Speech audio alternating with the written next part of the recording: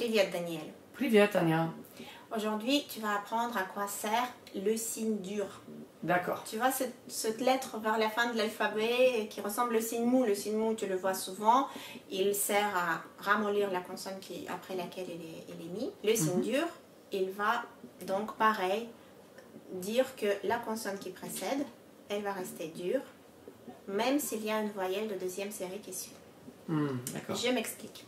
Le signe dur, avant la réforme des bolcheviks, c'est-à-dire il y a 100 ans à peu près, il y en avait à la fin de chaque mot masculin se terminant par une consonne dure.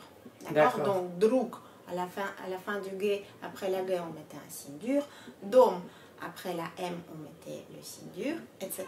D'accord. Après, les bolcheviks, ils ont dit, ben non, déjà, c'est clair, s'il n'y a pas le signe mou, c'est qu'elle est dure. On en est resté là, pour l'instant c'est la norme de la langue russe. En revanche, il y a certains préfixes où la consonne doit rester dure. Souvent c'est la consonne S d'ailleurs. Le préfixe S, des fois ça va être par exemple dans le perfectif des verbes. Pour former le perfectif, on en parlera dans une autre vidéo. Donc, есть par exemple c'est manger et съесть c'est résultat. J'ai tout mangé, il n'y a plus rien qui reste.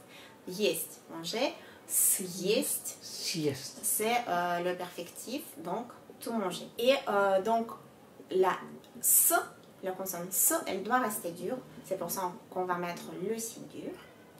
Et ensuite, la voyelle Y va être prononcée comme dans l'alphabet, alors que si on n'avait pas mis le signe dur, ça aurait été sieste. Et sieste veut dire s'asseoir. Le perfectif d'ailleurs aussi de s'asseoir. Donc, manger, s'asseoir, c'est pas exactement la même chose. Encore une fois, le signe dur, il nous indique ça. Понятно? Понятно. C'est clair? C'est clair. Пока. Пока, merci Anya.